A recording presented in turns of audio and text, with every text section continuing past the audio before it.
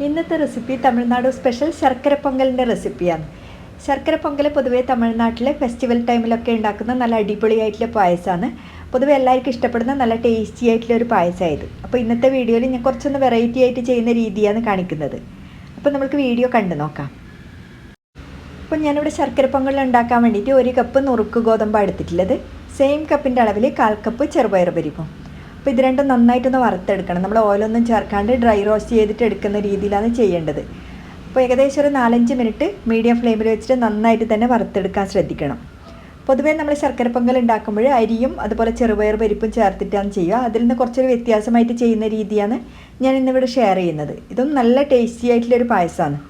അപ്പോൾ ഇതുപോലെ വറുത്തതിന് ശേഷം ചൂടെല്ലാം തണുത്തിട്ട് നമുക്കിത് കഴുകിയെടുക്കാം. അടുത്തത് ഞാനിവിടെ ഒരു പാത്രം എടുത്തിട്ടുണ്ട്. ഈ പാത്രത്തിലേക്ക് 4 കപ്പ് വെള്ളം എടുക്കുന്നുണ്ട്. അപ്പോൾ വെള്ളത്തിന് പകരം നിങ്ങൾക്ക് വേണമെങ്കിൽ ഇതിലേക്ക് പാൽ ഉപയോഗിക്കുക, അല്ലെങ്കിൽ വെള്ളവും പാലും രണ്ടും മിക്സ് ചെയ്തിട്ടും ഈ ഒരു പായസം റെഡിയാക്കി എടുക്കാം.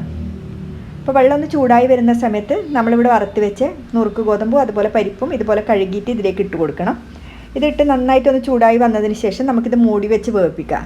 ഏകദേശം ഒരു 15 to 20 മിനിറ്റ് ടൈം എടുക്കും. കാരണം നമ്മൾ ഈ നുറുക്ക് ഗോതമ്പെല്ലാം നന്നായിട്ട് വറുത്തെടുത്തതാണ്, അതുകൊണ്ട് കുറച്ച് ടൈം എടുക്കും ഇത് വെന്ത് കിട്ടാൻ. അപ്പോൾ ഞാൻ ഏകദേശം ഒരു 10 മിനിറ്റിന് ശേഷം എടുത്തിട്ടുണ്ട്. ഇത് ഏകദേശം വെന്ത് വന്നിട്ടുണ്ട്. എന്നാലും നന്നായിട്ട് വെന്ത് കുഴഞ്ഞ് വരുന്ന വിധത്തിൽ തന്നെ എടുക്കാൻ ശ്രദ്ധിക്കണം. അപ്പോൾ ഇത് നന്നായിട്ടൊന്ന് മിക്സ് ചെയ്തതിന് ശേഷം വീണ്ടും ഒരു 10 മിനിറ്റ് കൂടെ ഞാൻ മൂടി വെക്കുന്നുണ്ട്. അപ്പോൾ ഏകദേശം 20 മിനിറ്റ് കൊണ്ട് തന്നെ ഇത് റെഡി ആയിട്ടുണ്ട്. ഈ സമയം ഇതിലേക്ക് ശർക്കരപ്പാനി ചേർക്കുന്നുണ്ട്. ഞാനിവിടെ സെയിം കപ്പിൻ്റെ അളവിൽ 1.5 കപ്പാണ് ശർക്കരപ്പാനി ചേർത്ത് കൊടുക്കുന്നത്. അപ്പോൾ ശർക്കരപ്പാനി നമ്മൾക്ക് എത്രയാണ് മധുരം വേണ്ടത് അതിനനുസരിച്ചിട്ട് ചേർത്താൽ മതി. ഇതും ചേർത്ത് നന്നായിട്ട് മിക്സ് ചെയ്തെടുക്കാം. അപ്പോൾ ശർക്കരപ്പാനി ചേർത്തിട്ട് നമ്മളിത് കുറച്ച് സമയം ഇതുപോലെ തന്നെ തിളപ്പിച്ചൊന്ന് കുറുക്കിയെടുക്കണം. ഈ ഗോതമ്പിലും അതുപോലെ പരിപ്പിലെല്ലാം നന്നായിട്ട് ആ ശർക്കര പിടിച്ച് കിട്ടണം. അപ്പോൾ ഈ സമയം തന്നെ ഞാൻ ഇതിലേക്ക് 1.5 ടേബിൾ സ്പൂൺ അളവിൽ നെയ്യ് ചേർത്ത് കൊടുക്കുന്നുണ്ട്. അപ്പോൾ ഈ പായസത്തിലേക്ക് നെയ്യും കുറച്ച് കൂടുതൽ തന്നെ ചേർക്കും. അപ്പോൾ നെയ്യും ചേർത്ത് വീണ്ടും നന്നായിട്ട് തന്നെ തിളപ്പിച്ചൊന്ന് കുറുക്കിയെടുക്കുന്നുണ്ട്. അപ്പോൾ ഈ സമയം ഞാൻ ഇതിലേക്ക് ഒരു നുള്ളു ഉപ്പ് ചേർത്ത് കൊടുക്കുന്നുണ്ട്. നമ്മുടെ ശർക്കരേൻ്റെ ആ ഒരു ടേസ്റ്റ് നോക്കിയിട്ട് വേണം ഉപ്പ് ചേർത്ത് കൊടുക്കാൻ. അതുപോലെ ഫ്ലേവറിന് വേണ്ടിയിട്ട് ഏലക്കായ്പ്പൊടിയും ചേർത്ത് കൊടുക്കാം. അപ്പോൾ ഇതെല്ലാം ചേർത്ത് ഒന്നുകൂടെ തിളപ്പിച്ച് കഴിഞ്ഞാൽ പായസം റെഡിയാവും. ലാസ്റ്റ് മെയിനായിട്ട് ചെയ്യേണ്ടത് ഇതിലേക്ക് നെയ്യിൽ അണ്ടിപ്പരിപ്പും മുന്തിരിയും താളിച്ച് ചേർക്കണം. അപ്പോൾ അണ്ടിപ്പരിപ്പും മുന്തിരിയും കുറച്ച് കൂടുതൽ തന്നെ ചേർക്കാൻ ശ്രദ്ധിക്കണം.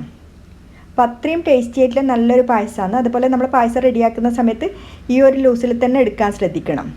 അപ്പോൾ തീർച്ചയായിട്ടും ട്രൈ ചെയ്ത് നോക്ക്. ഫീഡ്ബാക്ക് അറിയിക്കാൻ മറക്കരുത്. താങ്ക്